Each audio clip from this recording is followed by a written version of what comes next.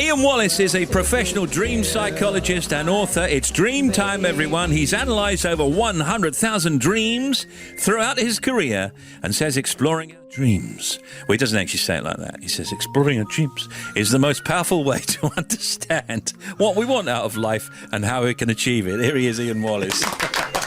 Was that any good of you? Yeah, I think it's more exploring our dreams the new. In a very Scots kind of way. Yes. Yeah.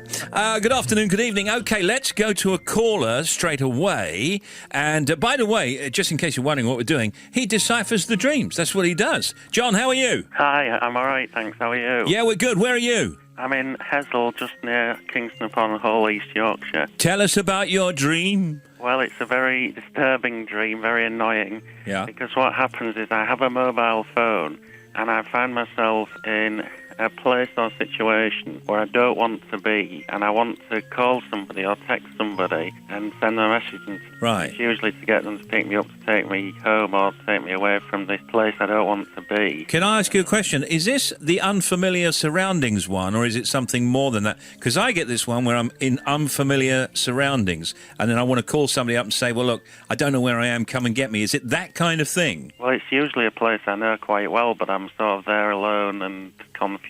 I want to get away and get back where I should be, Yeah. at home. But it's more than that, because what happens is with my phone, I start to type a text message or dial a number, but I can never get the number right or the message right, and I'm constantly hitting the wrong number or letter. Okay. And having to delete it and start again just over and over. And so John, I wake up really annoyed, you know. We've got it. OK, let's go over to Ian and see what he makes of it. Hi, John. This is actually a really common dream. It's the 30th most common dream that people have. And what it suggests is there's a situation in your waking life that you've been in that's quite unfamiliar to you. So it could be a new job or a new relationship or something like that. But what you're trying to do in that new situation, John, is communicate with someone and really connect with them. Now, in previous situations, you're quite used to knowing what buttons to press to get someone to respond or react. But in this new situation, you don't know how to do that. So the action to take with this dream, John, is instead of always trying to communicate and say what's on your mind to people, is just to sit back and listen and get a feel for the people around about you and how they are communicating, and maybe start to use their language and connect with them. OK, thank you, John. And we're going to go to an email now, which I think Tim's got there. I have. It's from Alice Milner. She says, I've just had the oddest and scariest dream about snakes. She says, me and my fiancé are walking through an alleyway covered in vines when snakes start falling from the leaves. However, this wasn't strange to us. In the dream, it seemed quite normal. Suddenly, one snake lands on me and starts to squeeze me tighter and tighter. I try to shout out to my fiancé for help, but he's still walking down the lane holding a snake and seemingly oblivious to what's happening to me. Then, not surprisingly, she says, I wake up in a panic. What does it mean? That's a fantastic dream, It Tim. is. So in Alice's dream, this is the 89th most common dream that people have, being surrounded by snakes. How does he know that? The 89th. The 89th. And very often people are very scared of snakes in dreams, and there's all sorts of connotations about snakes being nasty things. Yeah. But snakes are real symbols of growth and transformation. So a lot of medical imagery around the doctors, they have that rod of Asclepius who's got the snake twined round it, and so on. It's all about change and transformation. So Alice is going down this alleyway with these vines. There's an opportunity for fruitful growth as she's progressing through life. And these snakes, these opportunities for change, are dropping on her. Now, one of them's starting to constrict her, so she feels she's got no room to manoeuvre and change and transform the way she wants to in waking life. But her fiancé is very happy about it, and he's actually taking the change in his hands and the snake as he's walking down there. So it's maybe about her upcoming wedding or a change in her lifestyle where she feels she has to change, but she's a bit anxious about doing that. But generally it's positive. Yes, it's always positive, yes. Because it recommends change, as it were, or endorses change. It endorses change. The key things that snakes do is to shed their skin, and this is a way of becoming a new person. Gotcha. Email from Bridget Gates. By the way, if you've just switched on, we're with Ian Wallace. He's a dream expert. Your dreams will be deciphered.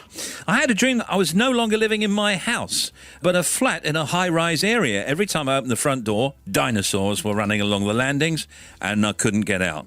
Whatever could this mean?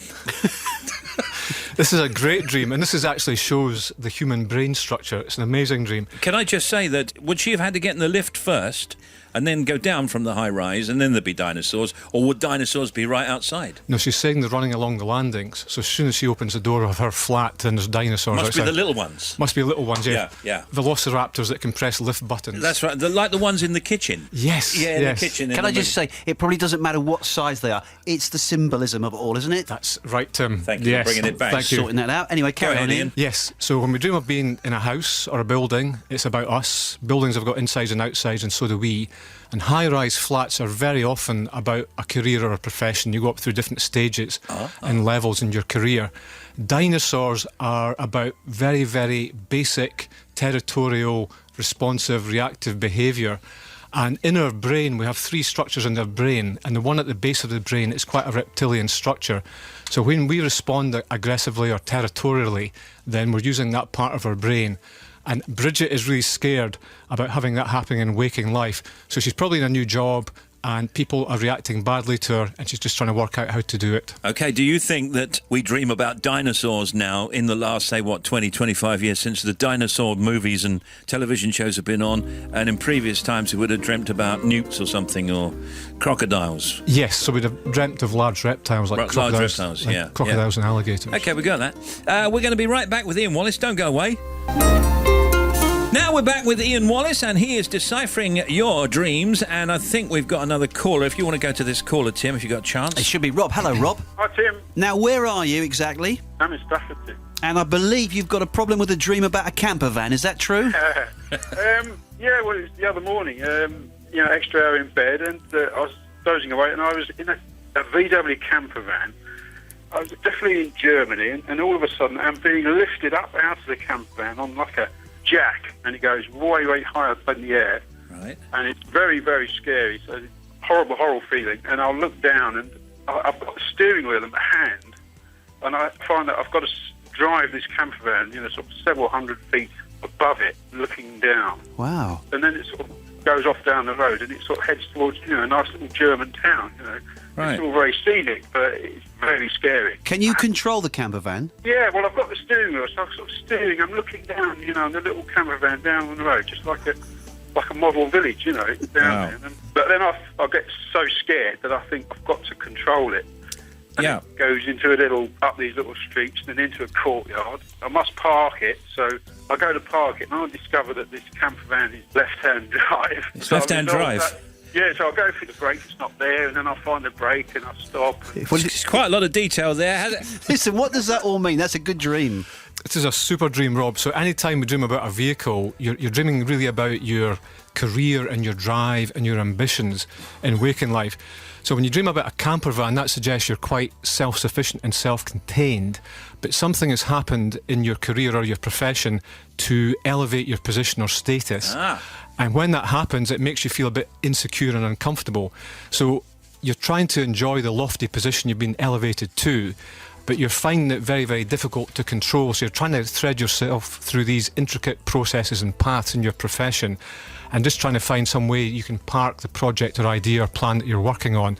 And as you do that, as you bring it to a successful conclusion, then you return to your normal position again. Listen, thank you very much for your call. Let me just ask you a couple of questions, general questions, which we always do, because we're overwhelmed by the response to this Dreams feature that we do. Many of the emails, many of the letters, many of the calls are about falling. So for everybody that wants to know, what is falling all about in a dream? So this is the 7th most common dream that people have. I knew that. Yes. And falling is all about just letting go. The person in waking life is trying to over-control a situation, and they're trying to keep too tight a grip on that situation. Okay. Climbing. Climbing is making some sort of big effort in waking life, some step-by-step progress to achieve a certain ambition or level. Drowning. Drowning is becoming overwhelmed by your emotions. So we have this thing in waking life, we have these phrases and idioms like, I'm trying to keep my head above water, Yeah. and pouring my heart out, and so on. Okay. Being in the air, just being in the air. A lot of people Or say flying? they're in the air somehow. So the air symbolises our thoughts and ideas. So if someone is in the air, then they're working on some ideas and plans, and maybe the plan is just up in the air at the moment. Oh, okay. It's as simple as that. Yes. I got married about 5 years ago. This is an email from Sarah. And for the last couple of years, I've had this recurring dream about having a second wedding for close family and all those who couldn't make our first. But when the day comes for the second wedding, I start feeling anxious and guilty about the cost of having another wedding and for asking people to buy gifts and new outfits all over again. And I'm in my old wedding dress, but it's now dirty and doesn't fit very well. This is quite a common dream again. This is the 59th most common dream about being married. So it's not about actually getting married in waking life. It's about making some sort of commitment or compromise, making some big decision like a marriage is.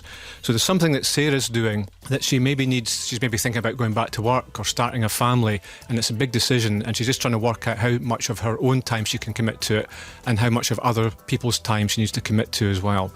And the fact that the dress isn't fitting properly, she's not quite sure how she'll fit into this in the future. Oh, yeah, okay. Now, let me ask you this finally. In poor weather, in wet weather, in cold weather, do we dream more than in hot weather and, nicer climes?